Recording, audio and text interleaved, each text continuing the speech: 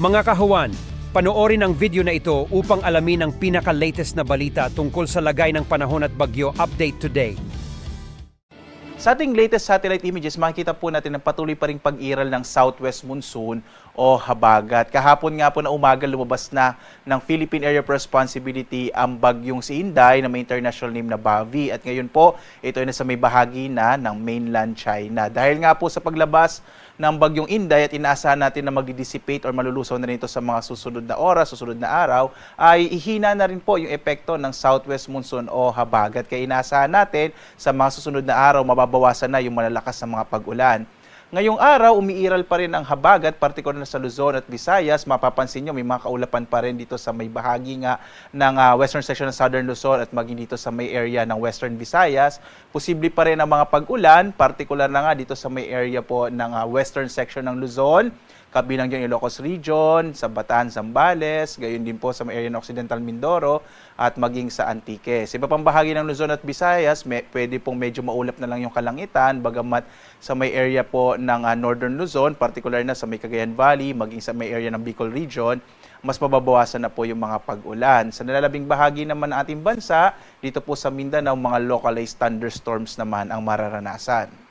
Samantala, meron po tayong minomonitor ngayon, isa pong low pressure area na nasa mahigit 2,000 kilometro silangan ng Eastern Visayas. Sa ngayon po, itong low pressure area na ito ay maliit naman yung posibilidad na maging bagyo. Pero patuloy pa rin natin itong imomonitor. Sa ngayon po, ay hindi naman ito nakaka-apekto pa sa ating bansa. Kaya po manatili pong nakatutok sa mga update ng Pag-asa, particular na dito sa minomonitor natin na low pressure area na nasa labas ng Philippine Area of Responsibility.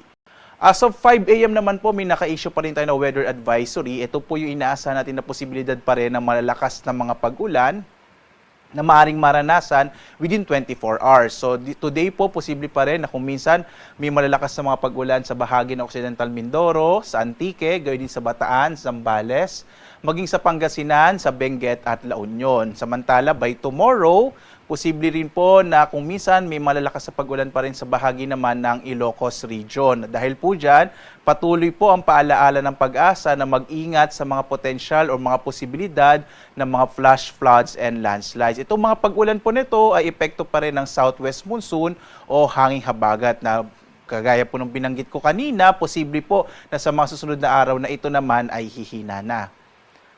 Sa lagay naman ng ating karagatan, wala na po tayong naka-issue na gale warning sa ngayon, bagamat posible pa rin medyo maalon, particular na sa extreme northern Luzon.